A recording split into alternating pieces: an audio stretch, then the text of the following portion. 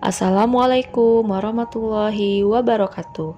Perkenalkan, saya Andi Nur Fitriani, mahasiswa PPG Prajabatan GK2 Universitas Pakuan. Pada kesempatan kali ini, saya akan merefleksikan topik 6 mata kuliah Perspektif Sosiokultural dalam Pendidikan tentang isu-isu penyelenggaraan pendidikan dan pembelajaran di sekolah dalam perspektif sosial, budaya, ekonomi, dan politik. Pendidikan dalam konteks sosial, budaya, ekonomi, dan politik. Yang pertama, pendidikan dalam konteks sosial. Nah, pendidikan dalam konteks sosial ini akan melahirkan manusia yang terpelajar, yang mempunyai peranan penting dalam proses perubahan sosial di dalam kehidupan masyarakat. Yang kedua, pendidikan dalam konteks budaya. Nah, pendidikan dalam konteks budaya ini sebagai wahana penting dan medium yang efektif untuk mengajarkan norma, mensosialisasikan nilai, dan menanamkan etos di kalangan warga masyarakat. Nah, yang ketiga, pendidikan dalam konteks politik. Pendidikan dalam konteks politik mampu mengembangkan kapasitas individu untuk menjadi warga negara yang baik, good citizen, yang memiliki kesadaran akan hak dan tanggung jawab dalam kehidupan bermasyarakat, berbangsa, dan bernegara. Yang keempat, pendidikan dalam konteks ekonomi. Nah, pendidikan dalam konteks ekonomi ini dapat mendorong pertumbuhan ekonomi. Begitupun sebaliknya, pertumbuhan ekonomi dapat memperlancar pendidikan di dalam suatu daerah ataupun pedesaan. Yang selanjutnya ada isu-isu dalam pendidikan. Apa saja? Yang pertama, kualitas pendidikan. Isu kualitas pendidikan untuk semua masyarakat merupakan penegasan kembali komitmen Indonesia untuk mewujudkan pendidikan yang berkualitas bagi semua golongan. Jadi, masyarakat Indonesia berhak untuk mendapatkan pendidikan yang layak.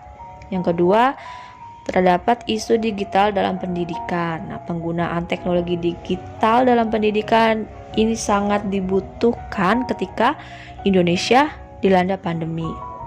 Pembelajaran tidak mungkin dilakukan secara tatap muka. Dan teknologi digital ini tentunya harus didukung oleh akses internet. Dan isu pendidikan di sini merupakan akses internetnya yang belum merata di seluruh Indonesia. Hanya terdapat di kota-kota besar saja. Lalu yang ketiga, terdapat fasilitas pendidikan. Fasilitas pendidikan di sini yaitu sarana prasarana yang masih belum merata. Jadi sarana dan prasarana di Indonesia masih belum merata. Lalu yang keempat, tenaga pengajar. Seperti yang kita tahu, tenaga pengajar juga masih belum merata penyebarannya. Lalu kesejahteraan gurunya yang rendah dan menyebabkan kualitas tenaga pengajar itu belum maksimal. Bagaimana cara kita menyikapi isu-isu terhadap penyelenggaraan pendidikan? Yang pertama, melakukan observasi lingkungan sekitar melalui interaksi dengan masyarakat. Nah, kita harus mencari tahu dulu seperti apa sih lingkungan sekitar kita dengan melakukan interaksi dengan masyarakat. Yang kedua, mencari informasi teraktual terkait isu-isu penyelenggaraan pendidikan dan pembelajaran di sekolah dalam perspektif sosial, budaya, ekonomi, dan politik. Jadi, kita harus mencari tahu dulu apa sih isu-isunya atau apa sih berita terbaru tentang isu-isu pendidikan di masyarakat, seperti itu. Lalu yang ketiga, memperhatikan zone of proximal development atau zona perkembangan proksimal peserta didik dalam pembelajarannya. Baik, sampai di sini hal yang dapat disimpulkan pada topik ini yaitu bagaimana kita sebagai guru memahami isu-isu penyelenggaraan pendidikan dalam perspektif sosial, budaya, ekonomi, dan politik, dengan merancang proses pembelajaran yang sesuai dengan kebutuhan dan karakteristik peserta didik dengan memperhatikan sosiokulturalnya.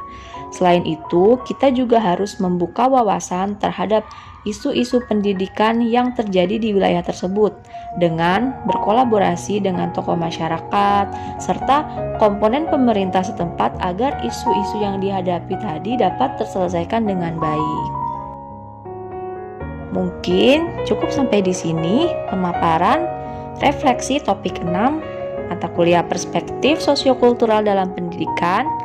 Terima kasih. Kurang lebihnya mohon maaf. Wassalamualaikum warahmatullahi wabarakatuh.